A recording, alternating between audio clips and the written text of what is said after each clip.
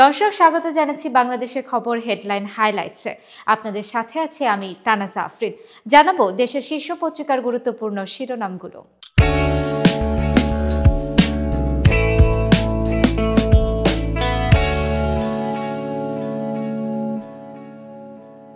প্রথমেই শুরু করছে বাংলাদেশের খবরের শিরোনাম দিয়ে। প্রয়োগ হচ্ছে সর্বশক্তি, চলতি বছরেই পাচার হওয়া অর্থ উদ্ধারে তৎপর সরকার। অগ্রাধিকার হিসেবে নেওয়া মামলা নিয়ে তৈরি রোডম্যাপ। বিদেশের সম্পদ জব্দ করতে নিয়োগ হচ্ছে আন্তর্জাতিক সংস্থা। শেখ পরিবারের 124 ব্যাংক হিসাবে 635 কোটি টাকা। রাজুকের 60 কাঠা প্লট জমিসহ 8 ফ্ল্যাট অবরুদ্ধ। কালেকণ্ঠের প্রথম পাতায় আছে পুলিশের শৈথিল্য, বাড়ছে বিশৃঙ্খলা। আওয়ামী লীগ আমলে নিয়োগ ও পদোন্নতিপ্রাপ্ত কর্মকর্তাদের উস্কানিতে বাড়ছে অস্থিরতা। 7 মাসে পুলিশের ওপর 267 হামলা। বেতন বোনাসের ঝুঁকিতে 60 কারখানা। একই মাসে বেতন বোনাস পড়ায় দুশ্চিন্তায় মালিকরা। বেক্সিমকোর কারখানা শ্রমিকদের বকেয়া পরিশোধ শুরু হয়েছে। কালেকণ্ঠের শেষের পাতায় আছে আলু চাষে কৃষকের সর্বনাশ। প্রতি কেজি আলুতে লোকসান 7 থেকে 8 টাকা। একরে কৃষকের ক্ষতি 50,000 টাকা। 10 বছরের সীমান্তে 305 বাংলাদেশিকে হত্যা, HRSS এর জরিপে তথ্য।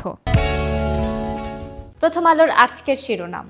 বায়ুদূষণে বিশ্বে দ্বিতীয় বাংলাদেশ, নগর হিসেবে তৃতীয় ঢাকা। 2023 সালের তুলনায় দেশের অবস্থানের সামান্য পরিবর্তন, তবে দূষণ আরও বিস্তৃত হচ্ছে মনে করেন গবেষকরা। ধর্ষণ বিরোধী পদযাত্রায় পুলিশের লাঠিপেটা। ফিতরা জনপ্রতি সর্বনিম্ন 110 টাকা, সর্বোচ্চ 2805 টাকা। প্রথম আলোর শেষের পাতায় রয়েছে কারিগরি ক্ষতিতে বাড়ছে গ্যাস অপচয়। 6 মাসে অপচয় 137 কোটি ঘনমিটার। প্রতি ইউনিট LNG আমদানির খরচ 79 টাকার বেশি। ক্ষতি 10,870 কোটি টাকা। হাসিনা, তার পরিবার ও স্বার্থ সংশ্লিষ্ট 124টি ব্যাংক হিসাব অবরুদ্ধ।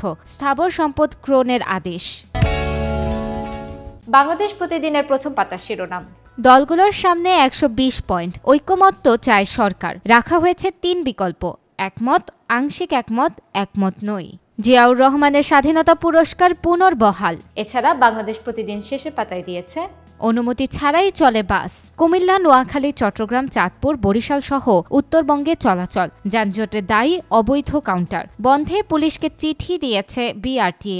1000 কোটি টাকা আত্মসাৎ। 12 রিক্রুটিং এজেন্সির বিরুদ্ধে দুদকের মামলা। আসামি লোটাস কামাল, সাবেক MP নিজাম, মাসুদ উদ্দিন ও বেনজির।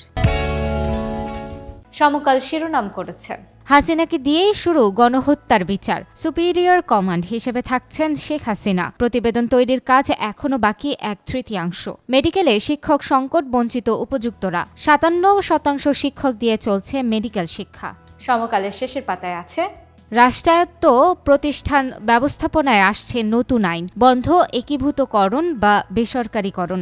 রাষ্ট্রায়ত্ত প্রতিষ্ঠানের কাছে সরকারের পাওনা 1,94,000 কোটি টাকা। বায়ুদূষণে বিশ্বের দ্বিতীয় বাংলাদেশ, শহরের তৃতীয় ঢাকা। যুগান্তর শিরোনাম করেছে হাসিনার আলাদিনের চেরাগ, দুর্নীতির শিখরে শেখ পরিবার। মাত্র কয়েক মাসের তদন্তে বেরিয়ে আসছে অবিশ্বাস্য সম্পদের হিসাব। দেশ ছাড়িয়ে বিদেশেও মিলছে টাকার খনি।